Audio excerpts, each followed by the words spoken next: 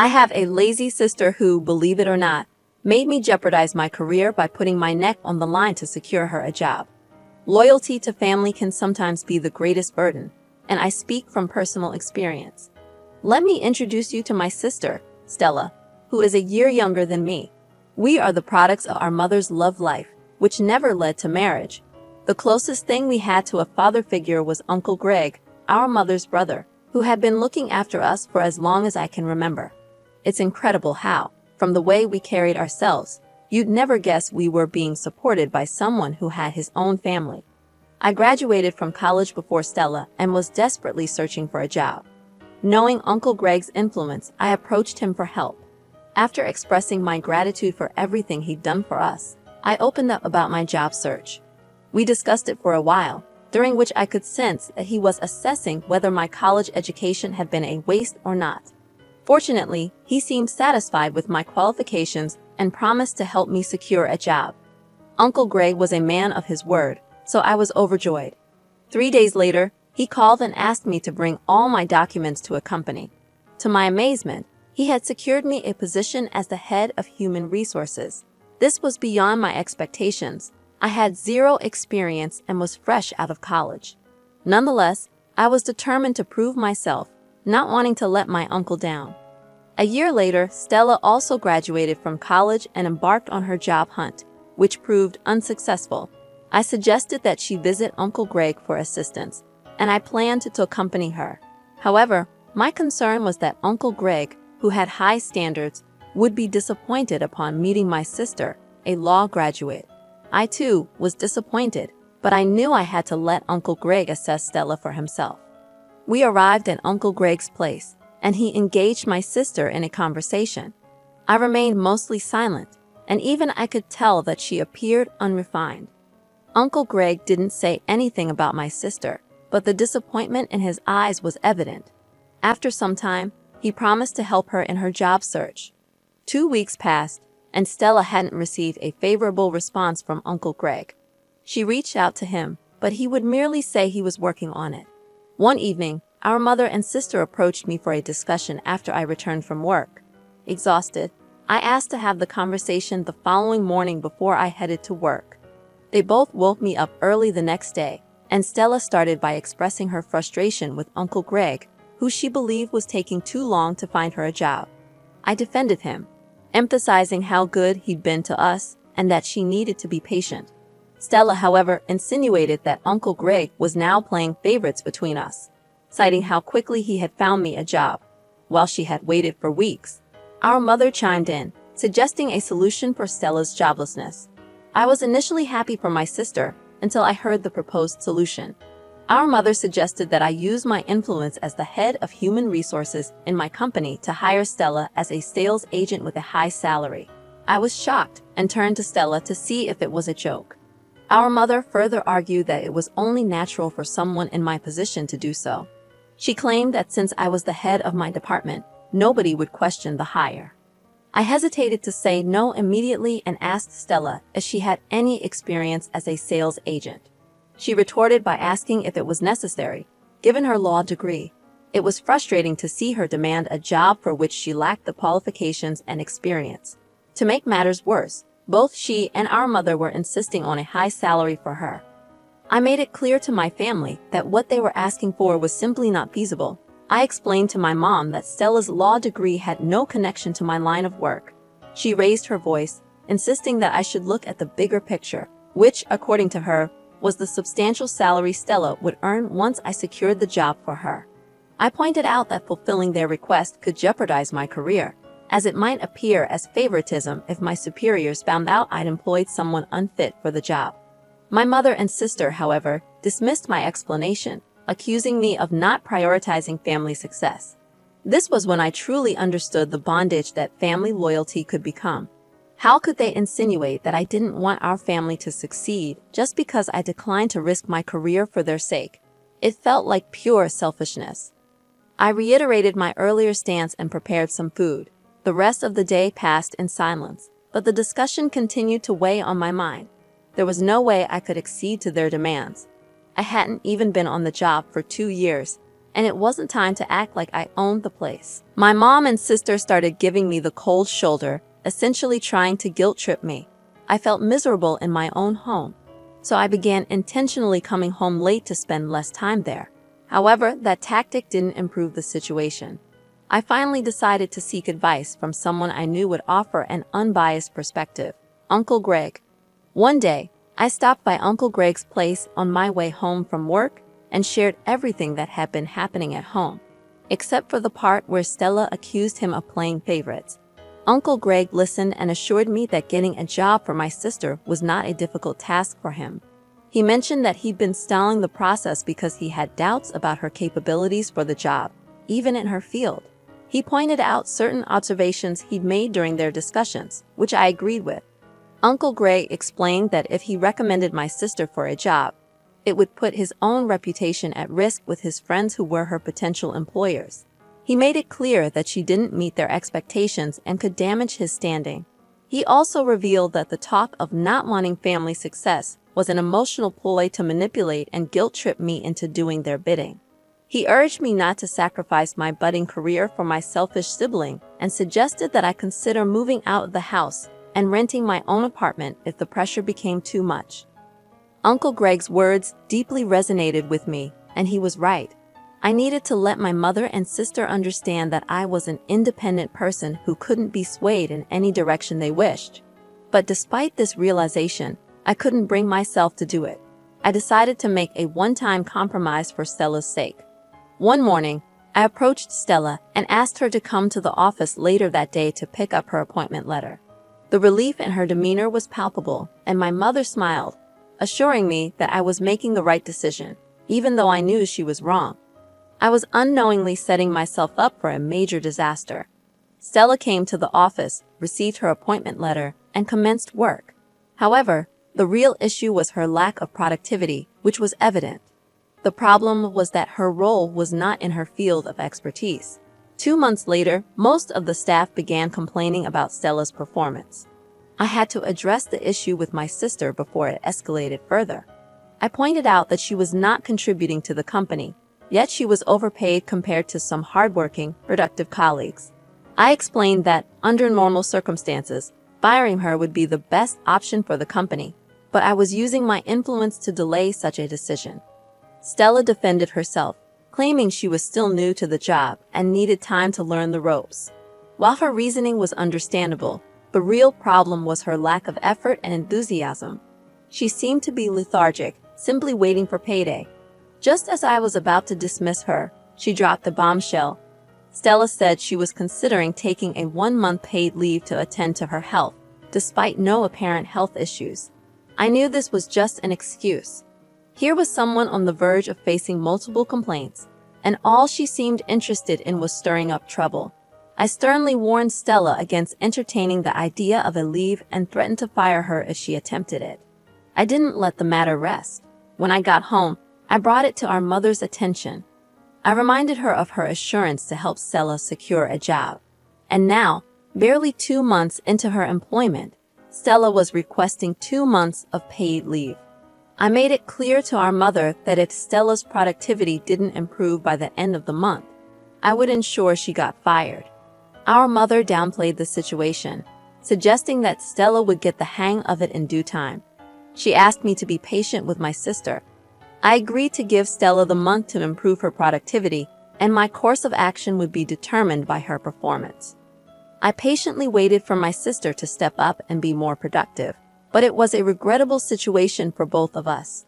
Unfortunately, my superior got wind of the ongoing complaints and summoned Stella and me. During the review, it was revealed that Stella hadn't been productive since she started as a sales agent, and I had failed to take the necessary action, which would have been reporting the issue to management. My favoritism was exposed, and we were both immediately terminated. I began pleading for my job on the spot, but I was informed that the decision was final. Stella, on the other hand, rather than showing humility, stated that the job was beneath her, considering her educational qualifications, and walked out of the office while I remained on my knees begging to retain my job. I regretted not heeding Uncle Greg's warnings. His predictions had become a reality, and I had allowed my sister to ruin my career. I returned home, a mixture of tears and anger in my heart, only to find Stella casually sitting on the couch with a bowl of popcorn, watching a movie, seemingly undisturbed by the whole ordeal. I immediately confronted Stella, and we started exchanging heated words. Our mother rushed to the scene, trying to calm the situation. At this point, Stella hadn't shared what had happened, and my anger was directed towards our mother. I began shouting at her, holding her responsible for emotionally blackmailing me into bringing Stella to my workplace. When she learned what had transpired, our mother raised her voice in return and demanded that I never speak to her in such a manner. I regretted that I had been disrespectful, but was unable to control my emotions at that moment. Feeling overwhelmed and wanting to avoid doing something regrettable, I ran out of the house. I didn't know where I was headed, but I knew I needed to be far away from them before my anger got the best of me. I stayed in a hotel for 3 days, crying and not hearing from my mother or sister. After a while, I decided to visit Uncle Greg. He was surprised to see me, especially on a weekday when I should have been at work. He asked about the issue, and I couldn't hold back my tears. It took some time for him to console me, and then I began telling him how I regretted not heeding his earlier warnings. What I didn't mention was that I'd been avoiding his house and calls ever since I helped Stella get the job, because I knew it would disappoint him, and I was right. Uncle Greg was initially upset with me for not listening, but his anger quickly turned to empathy as he understood the pressure of family expectations. He didn't want to discuss the matter further. He simply asked me to get into his car, and we drove back to our house. When Uncle Greg arrived at the house, he was furious. It was the first time either Stella or I had seen him like this. My mother, however, had grown up with her brother and wasn't surprised by his anger. She refused to take responsibility for my job loss and defended herself by stating that all she did was ask me to help my sister secure a job. She and Stella turned the tables on me, claiming that I hadn't guided Stella properly at work. Uncle Greg saw through their attempt to avoid blame and gave them a stern look before assuring me that everything would be okay. He promised to do everything in his power to help me find a new job. I thanked my uncle, who wasted no time in leaving the house. My mother, upon seeing her brother's departure, turned to me and called me a disgrace. She questioned why I had made such a big deal out of the situation and involved someone who had little or no business with it. I couldn't respond the way my emotions wanted me to, so I simply went into my room and closed the door. It has been 2 weeks since the incident, and both my sister and I are jobless. I am not sitting idly, waiting for my uncle to work his magic. I am actively searching for job opportunities and hope for a positive outcome soon. In an update, I can say it has been extremely challenging staying at home with my sister and mother. They have both united against me, making me feel like an outsider in my own family. I returned last week from yet another unsuccessful job hunt, feeling frustrated and exhausted. It appeared that even my uncle was struggling to secure a job for me, and I couldn't blame him. If I had been wiser, I wouldn't find myself in this current disaster. After submitting my qualifications to a firm that promised to get back to me, I decided to rest on the couch for a moment. My short nap was abruptly interrupted about 5 minutes later when my sister started screaming in excitement. She deliberately came to the living room, dramatizing her joy, as if she was deliberately looking for trouble, as she often did. Our mother hurried to her, and she informed her, loud enough for me to hear, that she had been invited for an interview at a law firm.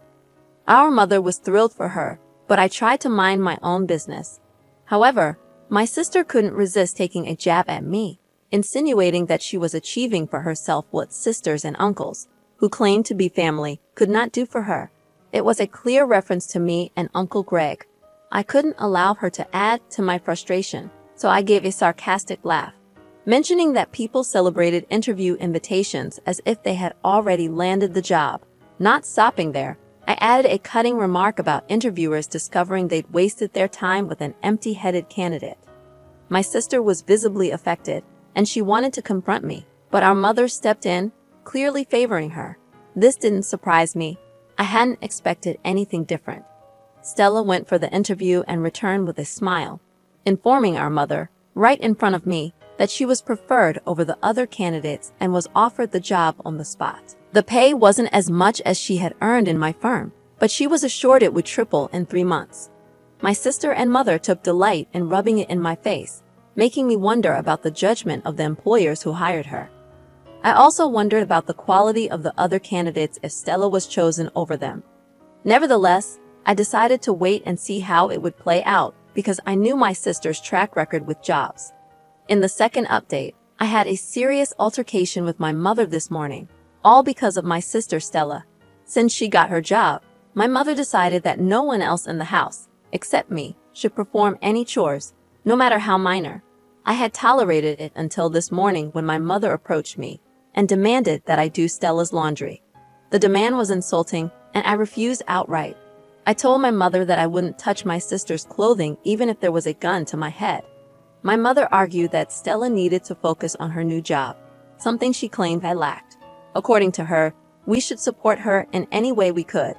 I asked my mother if Stella had ever done my laundry when I had my job. I finally told her that if Stella was too busy to do her laundry, she could do it herself or take it to one of the numerous dry cleaning services in the city. I retreated to my room, closing the door, feeling utterly humiliated. How could my mother demand that I do Stella's laundry? I decided to reach out to Uncle Greg and inform him about the humiliation I was enduring at the hands of my mother and sister. I was hoping for some good news, but amidst the torrent of insults I faced daily, my uncle revealed he was still trying to pull a few strings, though it might take time. He expressed his displeasure with the way my family was treating me and assured me he would talk some sense into my younger sister. One evening, as I was in my room, Stella returned from work and started arguing loudly over the phone. From her words, I gathered she was speaking to Uncle Greg. She rebuked him for meddling in our affairs and demanded he stay away from us. When my mother asked her about the call, Stella referred to Uncle Greg as that man who doesn't know his place. My mother seemed to approve of Stella's stance, believing I was foolish for involving an outsider in our family matters. In the third update, I made the decision to move in with Uncle Greg and his family after Stella's outburst. It became evident to him that I was enduring a lot at home. I informed my mother about my decision, but she dismissed it, claiming I had been trying to distance myself from her and Stella anyway. The only time I saw or heard from Stella was a month later when she showed up at Uncle Greg's place to invite both of us to an award event organized by her firm. According to Stella, the event aimed to recognize the efforts of key individuals, and she was one of the honorees. She wanted Uncle Greg and me to attend, perhaps to showcase her productivity. I confronted her, telling her she should be apologizing to Uncle Greg instead of inviting him to the party. Stella, undeterred, made condescending remarks, claiming she was offering him an opportunity to witness her glory.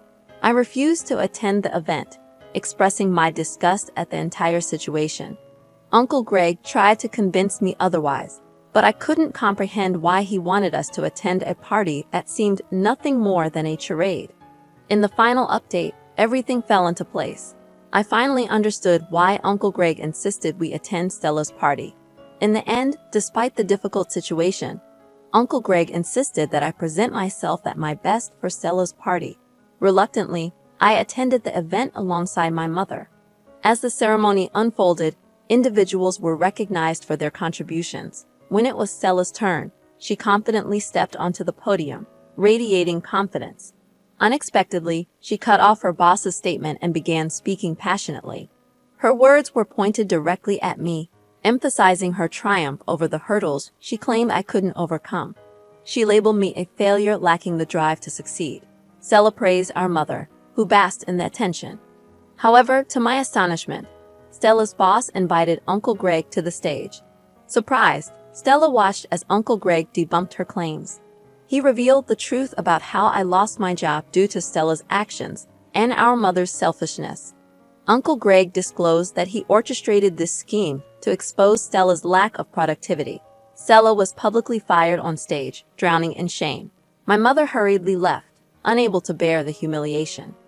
Uncle Greg introduced me to influential people that day, assuring me that a job opportunity would emerge soon. I severed ties with my mother and sister, knowing they would likely come crawling back for assistance eventually. Looking back, I am grateful for Uncle Greg's support during this ordeal. If not for him, I might have faced this situation alone. Reflecting on this experience, I am overwhelmed by the twists of fate and the importance of having a strong support system. I welcome your thoughts on this story. What would you have done in my position? Consider this twist. What if I didn't have Uncle Greg to fall back on? Share your opinions in the comments below. My name is Mr. Redito, and I share drama stories every day, ranging from inheritance disputes to cheating tales. If you enjoy these narratives, don't forget to subscribe. I'll be back tomorrow, reminding you that kindness is always in style. Peace.